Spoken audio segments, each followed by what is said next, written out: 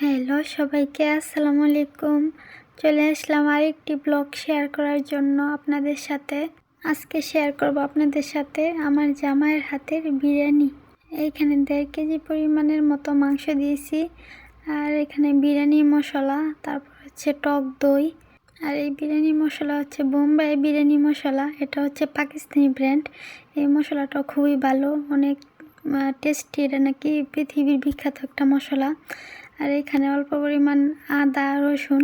আমার হাজব্যান্ড মশলা কম খায়, সেই জন্য সে অল্প মশলাই দেয়, কিন্তু এটা অল্প মশলা দিলেও অনেক মজা হয়। বিরিয়ানিটা একটু গ্রিল টাইপের হয়।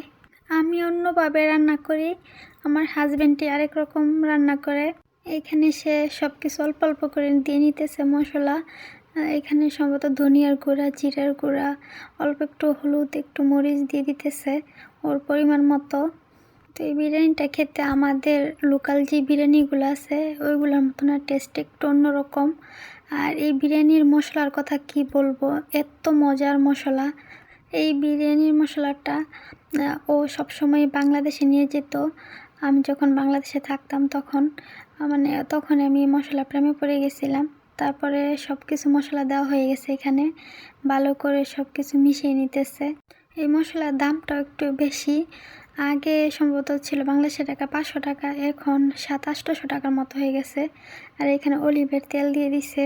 আর আমি সাথে কিছু বেরেস্তা করে রাখছি, পেঁয়াজ আর হচ্ছে আলু ভেজে রাখছিলাম। আর এখানের পেঁয়াজ বেরেস্তা করলে সুন্দর হয় না, কেমন যেন পেঁপের মতো হয়ে যায়, বাংলাদেশের মতো তো মুচমুচে হয় না। আর এখানে আলু বোখরা দিয়ে দিতেছে মাংসের মধ্যে। যখন আমার হাজব্যান্ড এই মশলাগুলো মাংসের সাথে মিশিয়েছিল, তখন যে একটা ফ্লেভার বের হয়েছে, ইচ্ছে করছিল যে এখনই খেয়ে ফেলি। আমি আবার বিরিয়ানি লাভার। এখন এখানে পেঁয়াজ বেরেস্তাগুলো দিয়ে দিতেছে সুন্দর করে। আমার বিরিয়ানি দেখলে মাথা নষ্ট হয়ে যায়। আর এখানে আমি বাসমতি চাল সিদ্ধ করে রাখছিলাম, এখানে 1/2 কেজির মতো চাল আছে। এই চালটাকে আমি 20% সিদ্ধ করে নিয়েছিলাম, একটা চালনিতে জড়িয়ে রাখছি। দলা পেকে গেছিল, ওই দলাগুলো ভেঙে দিছে যেন একটার সাথে আরেকটা না লেগে যায়, এমনভাবে দিতে হবে। আর সব কিছু সুন্দর করে বিছিয়ে দিতে হবে। আর এখানে চালের অল্প একটু পানি দিয়ে দিছে যেন নিচ দিয়ে লেগে না যায়, মানে একটু গ্রিল হবে, পোড়া পোড়া। এটি খেতে অনেক মজা, এটা বৈশিষ্ট্যই হচ্ছে এরকম। আর উপর দিয়ে একটু অলিভের তেল দিয়ে দিতেছে। এই বিরিয়ানির বৈশিষ্ট্যই হচ্ছে একটু গ্রিল হবে নিচ দিয়ে, তাই অনেক মজা লাগে। আর এখানে ফয়েল পেপার দিয়ে ভালো করে আটকে দিতেছে যেন বাষ্প বের হয়ে না যায়। বাষ্প বের হয়ে গেলে বিরিয়ানিটা সুন্দর হবে না। এই তো এখন সুন্দর করে দিয়ে দিছে ফয়েল পেপার, চারদিক দিয়ে সুন্দর করে ডেপ করে দিয়ে দিছে। এখন চুলায় বসিয়ে দিছে 10 মিনিট, একটু হিটটা বেশি থাকবে।